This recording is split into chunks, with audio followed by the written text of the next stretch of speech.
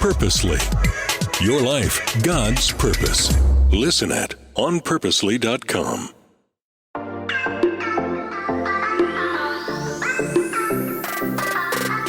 Hello, everyone, and welcome to the Gospel Tech Podcast. My name is Nathan Sutherland, and this podcast is dedicated to helping families love God and use tech.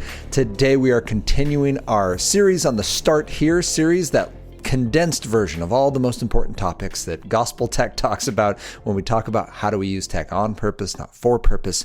When we talk about loving our kids intentionally, not trying to fix them because they're not problems to fix, they're people to love.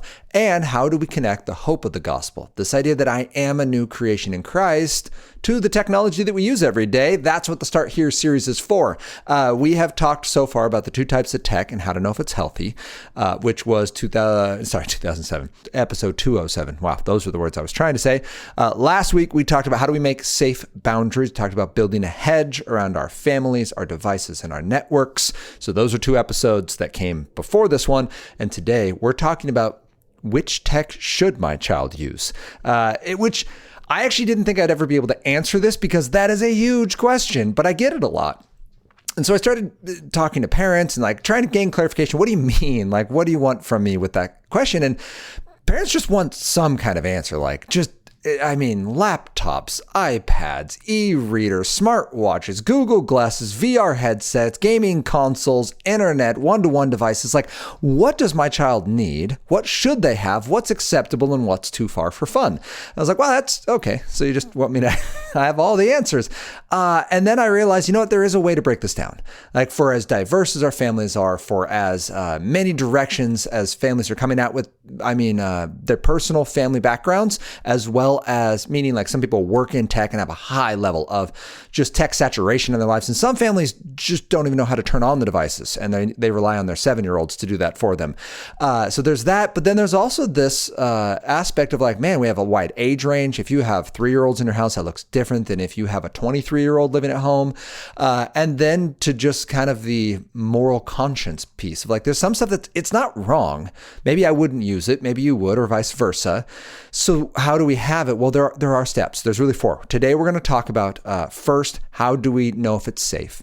The tech specifically. If your kid comes and goes, Mom and Dad, everyone in class has insert the blank. This game, this app, this device, they really want it. Let's start with, is it safe? Then we'll look at, does it fit our family expectations? Then we will talk about, is it a good fit for your child right now? Is your child ready for this thing? And we'll talk about, but basically they're asking for an egg and you love giving them eggs. I love giving you good things that make you stronger and that, support your body and your growth. But you got to make sure that it's not going to be a scorpion. So we'll address that. And then, is it a good fit for your child in this season? So it's an egg, but sometimes it's just bad season. And the metaphor kind of breaks apart right there using the biblical context of the egg. But think about if you know your child's about to run, a 5 or 10K, maybe an egg right at the start line isn't the best. Be hey, you can have this, just not yet. Maybe when you finish, because it's going to sit like a brick. And that idea of there are seasons where tech is, again, I said it was a weak metaphor as soon as it extended past the 1 point, but I tried. The idea, though, being there's tech that's perfectly fine. It might even fit your family expectations, but for that child in this season, and specifically using the reset from episode 207, you can just tell, this isn't good for you right now. We're just going to take a step away.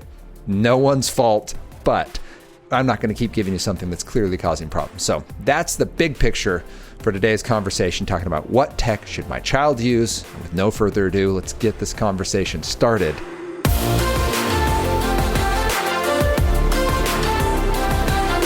We are jumping right into number 1. How do we know if it's safe? Let's look at what makes tech the safest. The most safe tech out of any kind of digital technology is going to be tool tech. It's not going to have any web browser. It's not going to have any app store, and it's going to be accountable. So the best kind of top tier safety then, 4 out of 4 on that list for positivity would be something like a Gab phone would be the best. A Gab phone is basically what I like to call a dumb phone. It does phone functions. It can even take pictures, but it can't send or receive them. There's no app store. There's pre-approved contacts that you can text and call. You can call mom and dad, you can call these 3 friends, and like it locks down. No strangers can reach out to your kid, and there's no way to circumvent the safety system because it's hard baked into the device. So that's awesome. That would be like, great. Your kid has sports, or your kid goes to friends' houses, and you always want to let them have a way out. A smartphone like a Gab phone, which is really a dumb phone, is awesome. The next tier would be like a Bark phone, where it does have a browser, but only when your child has earned the right for it. I love the Bark phone personally for that first real smartphone at 15, where you can go, hey, you've been faithful and you've shown yourself as trustworthy in so many things. Here's this phone. Let's practice as slow as we can get. Like, you've asked for it. I want to honor that and give you the digital trust you're earning. I know you're going to be an adult, and the internet's a huge place. I want to be a part of it. Bark comes with accountability baked in that it literally counteracts the freedom that you're giving. So counteracts is the wrong word. Wow. Sorry. What would you say? Supports and undergirds the freedom you're giving. It doesn't stop any of the freedom. They can go wherever they want within the boundaries. You said, hey, you get a web browser? Here you go. You now have web browsing. You get TikTok? Great. Now you have TikTok. It's full-fledged TikTok. And whatever happens on there, you'll get notifications if it's unsafe, if things are searched that might harm your child or others, those kinds of things. You'll get the notifications and then the opportunity to get the parenting win. That's the Bark phone. The third one I do want to shout out actually was a friend came to me, asked for some suggestions. I gave it to his kids for Christmas and came back later and was like, we love it. The Yoto audio player. So Yoto is like, I've suggested before, just use Audible through an old Bluetooth speaker, and I do use it for my phone. That's still what I do with my kids, but he strongly recommends Yoto. I know there's other devices out there, but I like it because it's not internet connected. You aren't saying, Siri, play us the story and potentially getting something that goes sideways. You have a little disc, you plug it into the Yoto, and it plays. Now, some of you are saying, you're passive in the process, Nathan. That is drool tech. That doesn't pass all 4.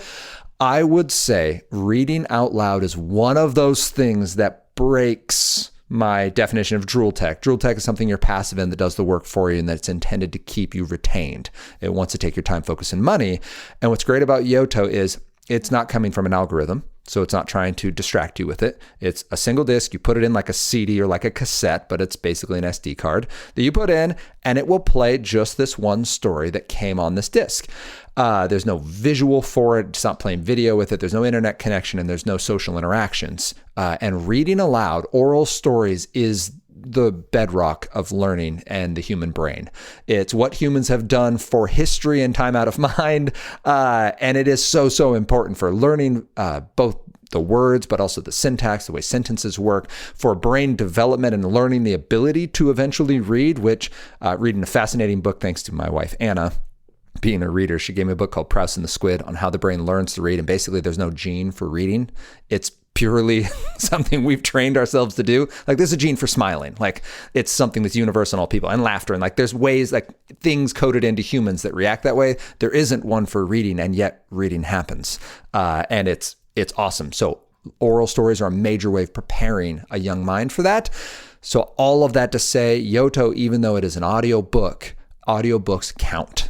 They are a wonderful way for your child to enjoy a good story and to enter a beautiful world that represents some of God's truth, or literally God's truth, if it's scripturally sound. And like that, it's an awesome option. So I do want to say that those are 3 solid: the Gab phone / Bark phone. I want to make sure I say them all right.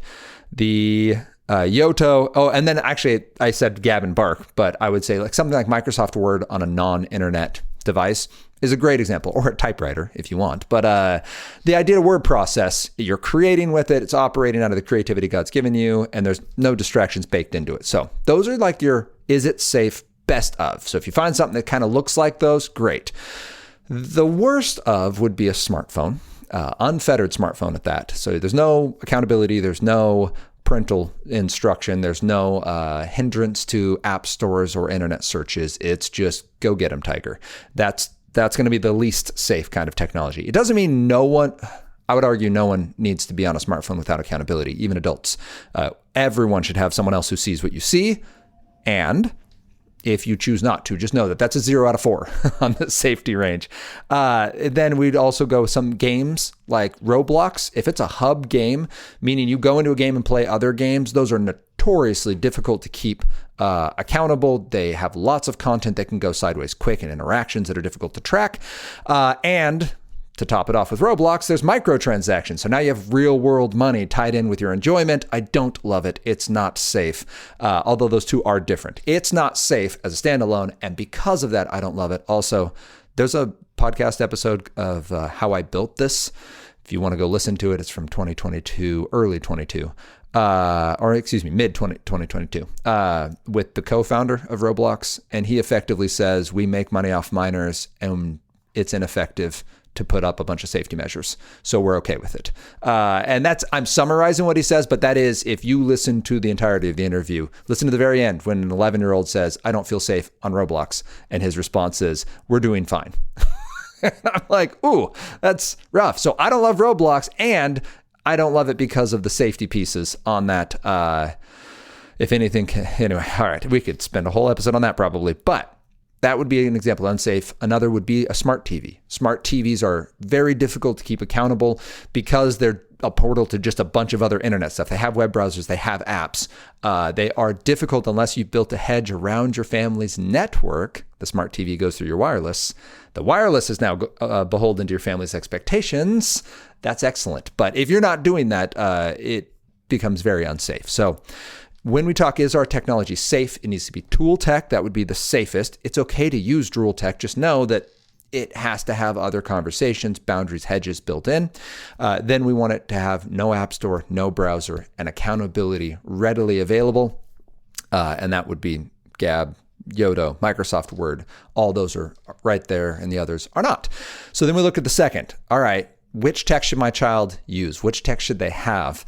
It needs to be safe, but it also needs to be appropriate for your family. I broke this down really into three areas. First, it needs to fit your family's expectations for content. So what are they consuming, enjoying, and celebrating with their time and focus? Then their time. How long does it take to enjoy? I just had a conversation. I did 2 talks this week, which were both awesome. They were well attended. The people did an amazing job getting the word out. And specifically the evening talk at this church, actually both talks, mothers came up to me, wives in this case, came up to me and said, my husband, and they wanted to tell me about their husband's gaming and the problems that was causing in their marriage. And it was super interesting because it wasn't the content, it was the time. It was, my husband can't just play for an hour, and we just don't have the time for that. And this is something heavy on my heart. By the way, if you were like, hey, like, how do you fix it? It's a huge conversation I am praying into and working on. But at the end of the day, it'll be the third point that I'll bring up next. But in hearing that, I was like, my goodness, yeah, we need to know and model for our children, how long do we use this tech in a given time? How often do we use it? And really wrapping our brains around, like, when is the appropriate time of day for this technology? Like, some tech, it's just not good to use before you go to school in the morning. It's not going to help you focus. Owen had access to a game during school. He had a sub teacher for the first half of the year. And he's like, oh yeah, if I finish my work, I can play this game in the middle of a class session, like these little 40-minute chunks. And he'd finish in 20 minutes and he'd play a game for 20 minutes during class. And I was like, son, I love you. You're clearly doing fine in class academically. No. Like, hard no. I will not allow your brain to think, hey, if I get through this academic piece, then I can go play a video game for the equal amount of time on a 1-to-1 ratio. Like, you're training the wrong things there. Now, you might choose to do that. It might be good motivation. It might help your child blow off steam. I was like, here's what you can do. You can play Khan Academy, which is a gamified math program, which is great. Or you can read a book and I will buy you a stack of them. Like, but you can't watch other people play. Like, you're not going to be sitting on a laptop playing a video game 3 to 4 times. He told me how long he was playing during a day. I was like, buddy, you're clearing like 90 minutes of gameplay a day at school. No, like, no, that's not going to happen. Like, just for what you're training your brain to do in terms of how it transitions between tasks, I need you to stay at the pace of learning for the whole time. I know that, like, dads are curmudgeon and, like, kind of I'm the hill troll of the tech world for my son, but, like, that is important to me when we talk about time. And I had to have that conversation with him. Like, this is why. So when you come home, you can actually play that exact same game, which he does, at our home for a certain amount of time on certain days. Like we made some boundaries around it. He's held very well to those boundaries. He doesn't fight. He doesn't complain. He doesn't throw a fit. And he doesn't ask every single day, hey, can I do it now? Can I do it now? Can I do it now? Like he holds to what we agreed on, and it's been great. We've done it for probably a month. Okay, fine. But that's an appropriate time. That's what we need to talk out with our kids. We need to know the content they can enjoy. And if you're looking for standards on content, look up Philippians 4:8. It's been one that I reference a lot. It's one that I very much, I appreciate just how clear it is. You can go to lots of spots in the Bible to get a standard, but Philippians 4:8 says, finally, brothers and sisters, whatever is true, whatever is noble, whatever is right, whatever is pure. Stop right there. Kid says, can I listen to this? Can I play this? Can I use this? Is it true, noble, right, and pure? Then it goes on to lovely, admirable, excellent, praiseworthy. Like that's an awesome standard to have. And it's an actual biblical standard, not just one we're setting arbitrarily as parents because we do or don't like something. It's a standard for what we enjoy. It's a standard for what our kids enjoy. And yes, we can consume some things outside of that. Like, man, this is really hard, or this person is really cynical. I'm going to read it. I'm going to watch it. I'm going to engage it so I can process it and think about the claims and apply it to the hope that I have in Christ and really shine a light on it. Absolutely. But we're talking, what are we celebrating? What are we ingesting that goes into our hearts and helps us produce fruit? That's what we want to know. So we have our content, we have our time standards. The last one is priorities. What's most important for you? And this is where I said those two wives came up. I was like, this comes down to a priority conversation. As I think about nerd dads and how we process it, I just did that whole series on nerd dads. So this is top of mind for me.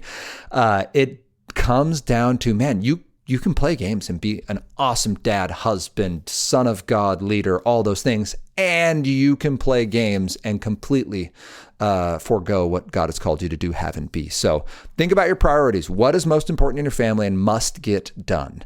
For yourself, reading the word, sleep, nutrition, relationships. For your kids, the same. And in our family, this looks like we prioritize time with our family. We make sure we know at the beginning of the week, Anna and I sit down on a Sunday and say, what meals will we have together this week? How can we make sure they happen and protect them? Great. It's not necessarily 5 meals, 5 dinners a week, but breakfast. We try to get 5 breakfasts in a week. So that's a goal for us because I have a flexible schedule and I can make that happen, right? Some of us don't. Do your best in terms of being just intentional. Hit the ones that you know you can hit and make those ones happen. We also prioritize activities for our kids. Owen plays basketball. Henry started archery because we live in a town that has an awesome archery range, which is incredible. And then Hadley does specific play dates where she gets to hang out with certain people and hang out and play. We decided not to do organized sports for her yet, but that's something we do value. Our church, we attend on Sundays. We go to community. We're invested in that. We go to the things that would involve being invested either throughout the week or engaging, sharing the gospel and helping people in our community because that's part of what is important to us. Like that's a priority. And if something comes up, it bumps other things that used to be important out of the way, right? Like, hey, we're going to miss sports today because this other thing happened and we need to go support and love people there. School isn't a priority. We get our sleep, we get our food, and we get our focus. The sleep piece is huge, and that probably should be a separate priority. Sleep is a priority for us. We say no to some stuff to make sure our kids get sleep. This has always been like, we have that rhythm. Anna is like, God's gift to her is sleep, which is amazing. I joke that Anna's part cat, but it's for real. Like the lady knows how to sleep and it shows up in the rest of her efficiency in life. I still need to learn that. When we first married, she was going to bed at like 9:30, and I was like, what am I supposed to do with the next 5 hours of my day? Like, I don't go to bed at 9:30. I do now. I sleep like a rock, but neither here nor there with kids. We read the book Nurture Shock by Poe Bronson and Ashley Merriman. And in chapter 2, they walk through what they call the lost hour, that kids on average are sleeping an hour less, not a huge surprise. But then they shared a couple studies where they talk about what a lost hour means. And within a week, they had 2 groups where sleep monitors, within a week of getting an hour less sleep, the less sleep students performed 2 years worse academically on the same test as the 1 hour more. They actually said it affects them in 15-minute increments, but they said an hour of sleep is the same as 2 years of academic loss. So a 4th grader will operate like a 2nd grader at the end of a week if they've been losing an hour of sleep consistently each night. That's nuts. Like the difference between I normally get 8.5 and now I get 7.5 is that kind of academic loss. So that's huge. School's a priority for us both. Yes, we were teachers, but we have seen that God uses the education of the mind. And again, this book that I'm reading, showing how the brain actually changes as we learn, making us not move beyond God, but able to understand more of God's goodness. Can someone with no education understand and love God? Yeah.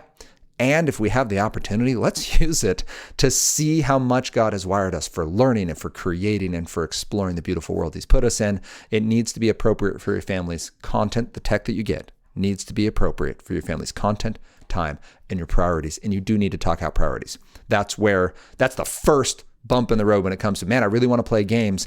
Like if you gave me a 25th hour in my day, I still wouldn't be able to play games with it. Like it's not a high enough priority because of what it does in the rest of my life. Like I know that for myself. You need to know that for yourself, for whatever activity it is. All right. Then third is your child ready? Are they faithful in the little things, right? Those who are faithful in little be faithful with much. I take the R of the reset from this. Again, episode 207, if you want to hear more about the reset, but relationships is the first part, then responsibilities is the second. Relationships, look at your child and say, all right, they want this game, this app, this smartphone, this piece of digital freedom.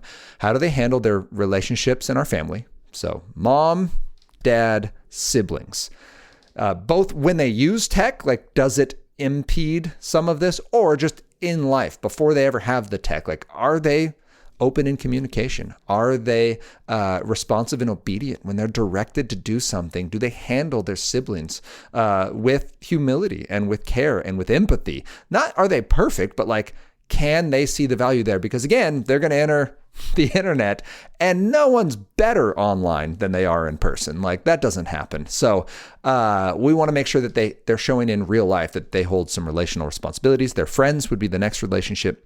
How do they handle conflict? How do they handle kids that are just bad influences or that they're a bad influence on? Like, are they open about that? Do they recognize that it's happening? What do they give their heart and their mind to when they're hanging out with people? Because that's going to happen in the digital space. That's why they want to be there. And the third would be classmates. That's the microcosm for developing minds of society. These are people you don't get to pick. And some of them are nice and some of them aren't. How do you process that? Because people only get meaner and more diverse as they go onto the internet. Like they don't know who you are. And frankly, most of them don't care. So how are you processing those relationships, the hard and the good parts of them? That'd be the first part on, is your child ready? Are they faithful in little things? The second would be the responsibilities. How are they doing with their family responsibilities? Family meals, family conversations. Are they open and honest and sharing? Or is it always a locked vault and you're having to just pry information out of them and it never goes well? That's concerning if they're not an open sharing person. If they have something happen to them online or they go and do something online and you never find out, and they can't self-report and they can't converse about it. If you do find out, that's going to be concerning. The rapport there maybe isn't up to the level that it needs to be, and the trust level isn't high enough to allow them into a digital space where mistakes happen faster and they often are much more grievous than they are in real life. You can just make a lot of mistakes very quickly. So we want to be intentional and deliberate. Oh, and by the way, the presence of bad actors on the internet is much more likely than in your living room. So the second then would be, how are they doing with their schoolwork? That's a commitment to developing their future in their mind. Are they committed there to their faith? Are they making intentional steps even as young as 8? Like, are you taking time to read? Do you journal? Like, have your kid write 2 or 3 sentences about what's happening in their heart and taking opportunities to pray. Like, are we seeing that grow? Because there's a lot of conversation on the internet about spirituality and souls and our spirit and our purpose. And then finally, commitments.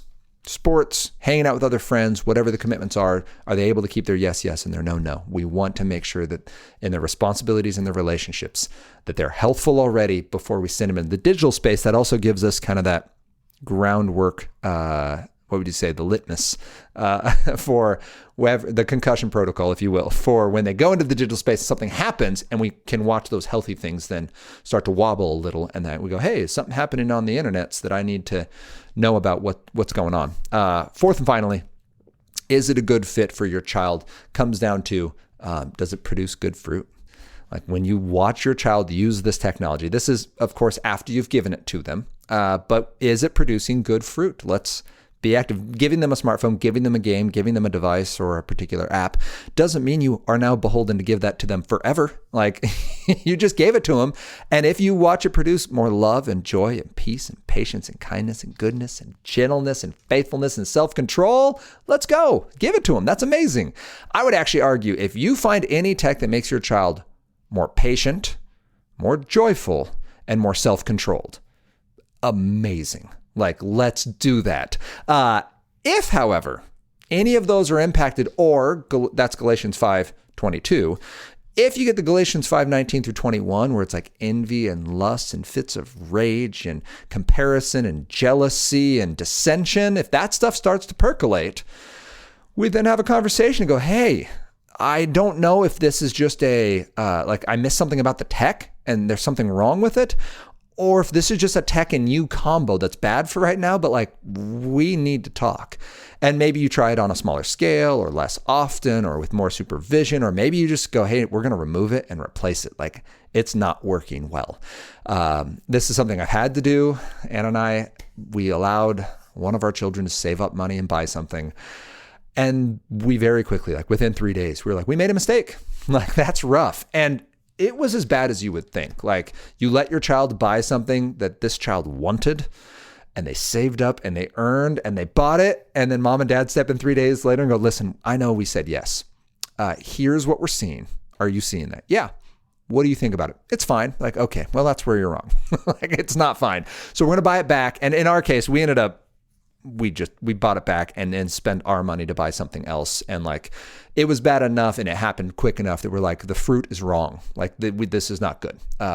Again, we knew that because we knew our child, we had an open relationship. We had talked about it beforehand. Were there tears? Absolutely. Is it still something that periodically comes up? Yeah, it comes up occasionally. But we got burned. Like Anna and I learned pretty quick, like, oh man, we need to be really deliberate. And we've said no to some other stuff preemptively because we're like, it's too close. Like, I just don't think it's going to be a good fit. Is it a no forever? No. Is it, the reason I'm not naming the product, by the way, is it's not even worth planting the seed because it's so specific to this one child. Like the other two were fine. But this one kid couldn't handle it. And it couldn't be like, well, the other two will just use it and this kid will be fine. Like, nope. That's not the way it's going to work in our house. Like it will become a daily fight and it will plant a bunch of bad seeds. So we wanted to clear the air, get rid of it, acknowledge we made a mistake, repent to our child that we had said yes and had to make it a no. And that's something you can do as well. That fourth, is this tech a good fit for our family pieces?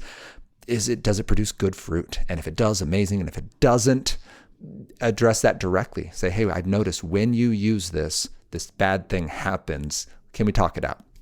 Again, that's part of a reset as well, to acknowledge that your child is a person you love and that when problems show up, you love them enough to address those problems and not ignore it and not just try to rip it away and be like, now be fixed. Because again, the problem isn't the fruit that we were seeing. The problem is what's causing the fruit. Like what's happened in your heart and mind that this thing is too much, because we know it's not morally wrong and we see other people using it fine. Like what's going on? And in this case, it's how our child is wired, and we get to now lovingly apply that in the future. So should your child use this tech, there's 4 things you need to look at. And it, as far as I can tell, works in just about every tech environment, which is super exciting. Praise the Lord that this resource is a thing, because I would love to take credit for it. But when I first was asked by parents to answer this question, it just felt overwhelming, or it felt like I was being asked to prescribe very specific tech. Instead, we have 4 categories we go through. Is it safe? Is it tool tech? Is there a browser? Is it accountable? And are there apps? Is it appropriate for our family? We need a standard for our content, our time, and our priorities. Does it fit my child's stage of life that they're at? Like, will this be a good fit for my child right now? In this case, we talked about, look at what are they faithful in? Are they faithful in little things? Relationships and responsibilities is what I pointed out. And then finally, is it a good fit for your child specifically in this season of life? All those other things are awesome. And then when you give it to them, like what fruit comes out? Some of it might just be change the boundaries up. Some of it is, nope, we got to remove and replace with something better. So my hope in sharing this with you is twofold. One, it'll empower you to talk about tech, communicate the gospel, and connect the hope of the gospel to your daily tech life. I want to see parents empowered to go and parent the way they want to, the way you want to, well, in a tech world. You don't have to be afraid of it. And when there is fear, I want you to be able to put your finger on it and go, oh, I'm scared of this because it's causing real harm, or I've seen it cause harm, or the potential is too great to cause harm. And now you're making, that's an educated decision instead of just a knee jerk, like, I don't like it. Get off my lawn. Like, I want you to be empowered to make that informed decision. You are modeling for your children what it looks like to follow Jesus and to trust God, even with the tech we use. And then 2, I want you to be able to raise your children up in the way they should go so that they can begin to model healthy tech for themselves. And I guess there is a 3rd. I want you to share this with other people. Like, I want this conversation to be ubiquitous, like that I don't have to say the words, that there is no Start Here series, because everyone knows it, and I'll go talk about something else and like serve wherever the Lord leads. But this is something I want shared, and I want to empower parents. So if it's helpful, please share it. If you have any questions, you can reach out to me, questions@gospeltech.net, or you can reach out to me directly, nathan@gospeltech.net. You can find us on social media on Instagram and Facebook at Love God Use Tech. And you can join us next week as we continue this conversation about how we can love God and use tech.